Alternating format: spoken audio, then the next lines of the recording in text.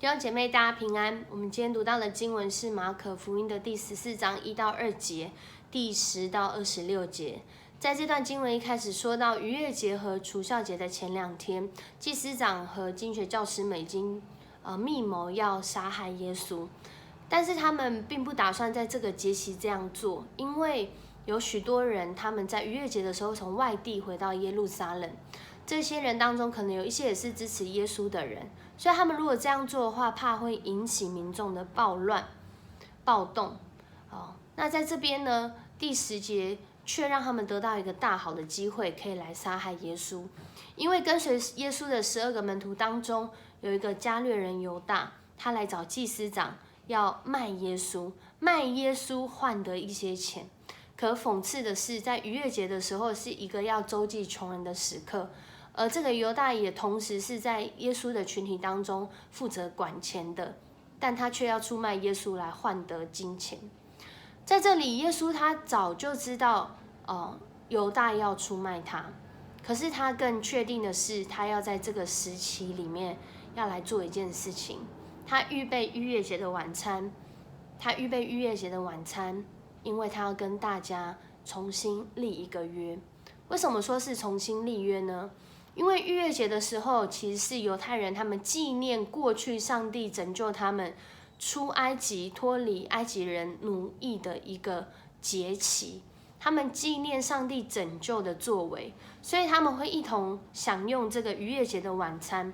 在逾越节的时候，他们会一起吃羊肉、苦菜、无酵饼，来纪念上帝拯救他们的作为。而今天，耶稣再次邀请他们一起来享用这个逾越节的晚餐。只是跟过去不同的地方是，他们吃饭的时候，耶稣拿起饼来，先献上感谢的祷告，然后拨开这个饼，然后分给门徒说：“你们吃，这是我的身体。”他又拿起杯，向上帝感谢后递给他们，他们都喝了。耶稣说：“这是我的血，是印证上帝与人立约的血，为众人流的。”在这段经文当中呢，耶稣他表明他自己就像是逾越节那个献上的羔羊一样，而这次是他要成为这个羔羊，为世人来献上。耶稣知道他即将要受难，他告诉大家，他自己就要成为那个祭物。我们在吃这个饼的时候，如同在吃他的肉一样；我们在喝这个杯的时候，如同在喝他的血一样。借着这个饼，借着这个杯，表明他为我们死，为我们付上代价，为我们流出宝血，让我们得以在他的里面得着拯救的恩典。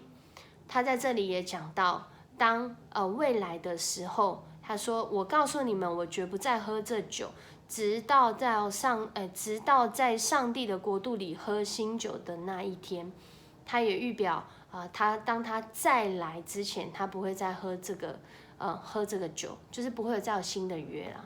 那耶稣就借着这一次而完全的献上他自己来拯救我们。我们不用再一直献祭来认罪悔改，而是耶稣他献上一次而且完全的祭来拯救我们。求主帮助我们再次来思考，特别在这个礼拜受难周，我们再次来思考，耶稣与我们立一个新的约，他用他自己宝贵的血来换我们的生命，所以我们是何等的宝贵，被上帝当作宝贝。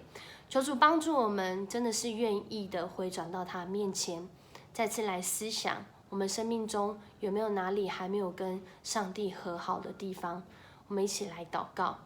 爱我们的主，谢谢你的恩典与我们同在。主啊，你立一个新约，是叫我们得那个完全的生命。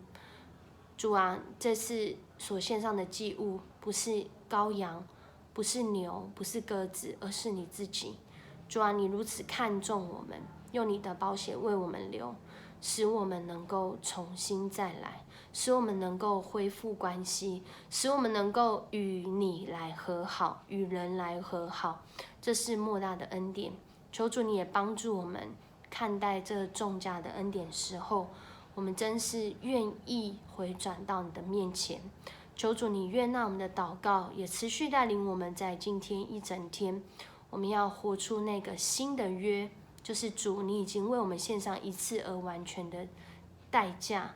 我们真实的要活出你所拯救我们的美好。这样祷告，奉主耶稣的名求，阿们。